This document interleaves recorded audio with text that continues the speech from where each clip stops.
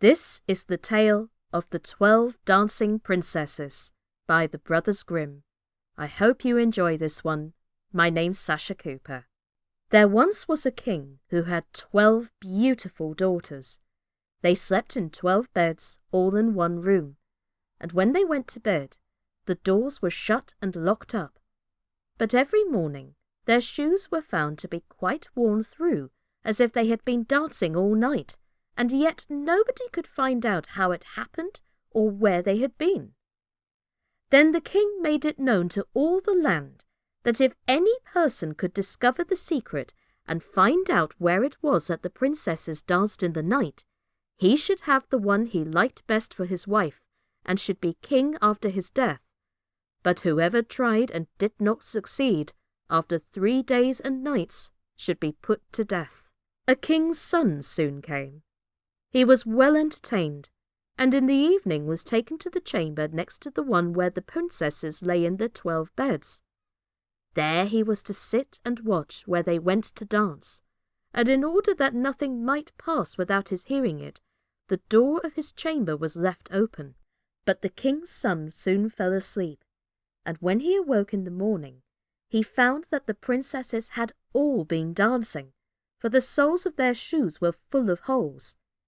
The same thing happened the second and the third night, so the king ordered his head to be cut off.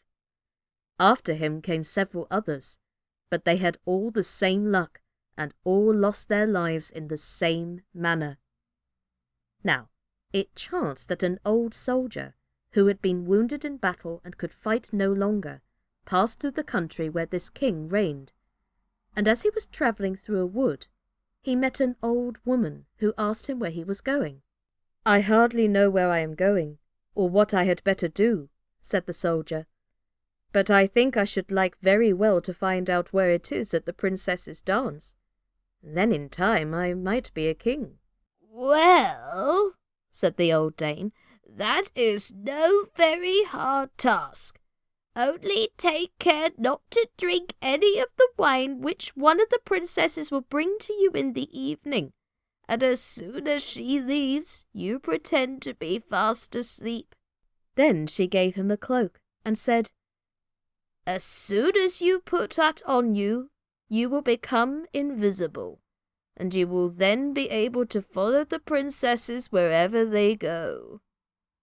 When the soldier heard all this good counsel, he determined to try his luck, so he went to the king and said he was willing to undertake the task.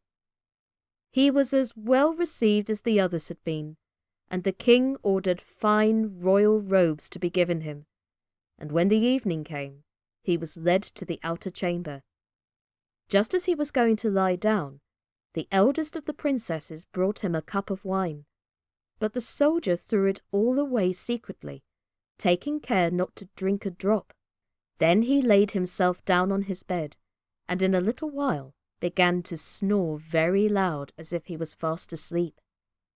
When the 12 princesses heard this, they laughed heartily, and the eldest said, "This fellow too might have done a wiser thing than lose his life in this way." Then they rose up and opened their drawers and boxes, and took out all their fine clothes, and dressed themselves at the glass, and skipped about as if they were eager to begin dancing. But the younger said, "I don't know how it is. While you are so happy, I feel very uneasy. I am sure some mischance will befall us." "You simpleton," said the eldest, "you are always afraid. Have you forgotten how many kings' sons have already watched in vain? And as for this soldier, even if I had not given him his sleeping draught, he would have slept soundly enough." When they were all ready, they went and looked at the soldier, but he snored on and did not stir hand or foot, so they thought they were quite safe. And the eldest went up to her own bed and clapped her hands, and the bed sank into the floor, and a trapdoor flew open. The soldier saw them going down through the trapdoor, one after another, the eldest leading the way, and thinking he had no time to lose, he jumped up, put on the cloak which the old woman had given him, and followed them. But in the middle of the stairs he trod on the gown of the youngest princess, and she cried out to her sisters, "All is not right! Someone took hold of my gown!" "You silly creature," said the eldest, "it is nothing but a nail in the wall." Then down they all went, and at the bottom they found themselves in a most delightful grove of trees, and the leaves were all silver and glittered and sparkled beautifully. The soldier wished to take away some token of the place, so he broke off a little branch, and there came a loud noise from the tree. Then the youngest daughter said again, "I am sure all is not right. Did you not hear that noise? That never happened before." But the eldest said, "It is only our princes who are shouting for joy at our approach." Then they came to another grove of trees, where all the leaves were of gold, and afterwards to a third, where the leaves were all glittering diamonds. And the soldier broke a branch from each, and every time there was a loud noise which made the youngest sister tremble with fear. But the eldest still said it was only the princes who were crying for joy. So they went on till they came to a great lake, and at the side of the lake there lay 12 little boats with 12 handsome princes in them, who seemed to be waiting there for the princesses. One of the princesses went into each boat, and the soldier stepped into the same boat with the youngest. As they were rowing over the lake, the prince who was in the boat with the youngest princess and the soldier said, "I do not know why it is, but though I am rowing with all my might, we do not get on so fast as usual. I am quite tired.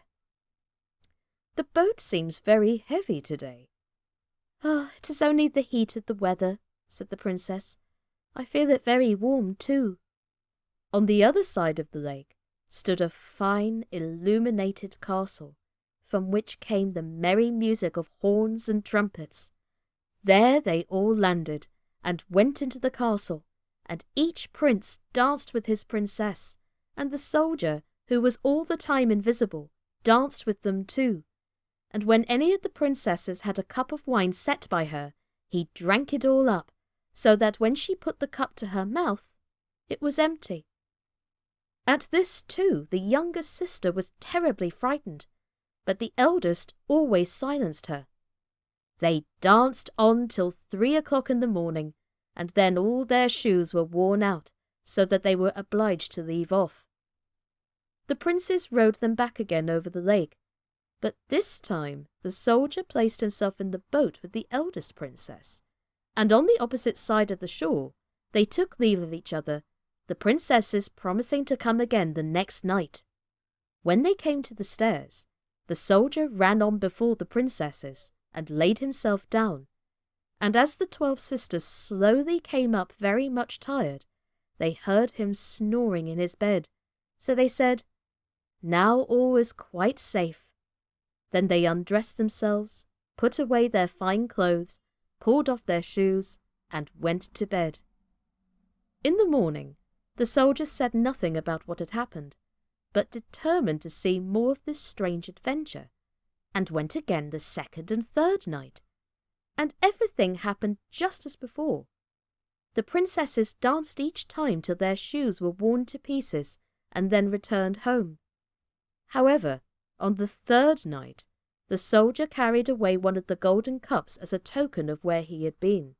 As soon as the time came when he was to declare the secret, he was taken before the king with the 3 branches and the golden cup, and the 12 princesses stood listening behind the door to hear what he would say.